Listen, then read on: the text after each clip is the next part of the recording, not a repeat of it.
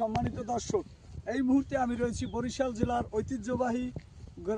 জেলার গৌরনদী থানার ঐতিহ্যবাহী কসবা পশ্চিমপাড়া গ্রামে। আর আপনারা আজকে এটা জেনে আনন্দিত হবেন যেটা আমার নিজ গ্রাম, কিন্তু দুর্ভাগ্যের বিষয় নিজ গ্রাম নিয়ে আসলে গর্ব করার মতো অনেক কিছু থাকলেও আজকে যে বিষয়টা আপনাদের সাথে শেয়ার করার জন্য আমি আসছি সেটা হলো দুঃখের বিষয় যে আমার নিজ গ্রামেই ফসলের কোনো আবাদ হচ্ছে না। আপনি আমার বাম দিকে দেখতে পাচ্ছেন যে কি সুন্দর ধান হয়েছে, ধানের ফসল হয়েছে মাশাআল্লাহ। কৃষক যেরকম পরিশ্রম করেছে ওরকম ফসল হয়েছে। এবং অপর দিকে আপনি দেখতে পাচ্ছেন আমার হাতের ডান দিকের জমিগুলো দেখতে পাচ্ছেন, এখানে প্রায় 100 একর জমি রয়েছে যে জমিটায় কোনো ধরনের চাষাবাদ করা হয়নি।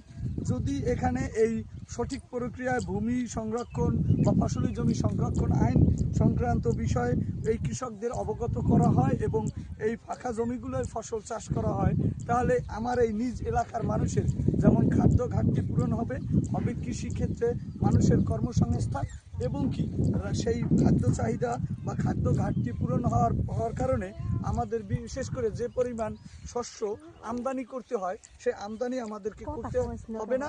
এবং কি যদি এভাবেই ফসল চাষাবাদ করা হয় তাহলে এক সময় আমরা কি করতে পারবো, বাংলাদেশ থেকে খাদ্যের চাহিদা পূরণ করে আমরা বিদেশে রপ্তানি করতে পারবো। কৃষিকে একটি শিল্প হিসাবে আমরা ঘোষণা দিতে পারবো এবং বাংলার কৃষক হবে সত্যিই সম্মানিত ব্যক্তি এবং স্বর্ণপুরুষ। আসসালামু আলাইকুম।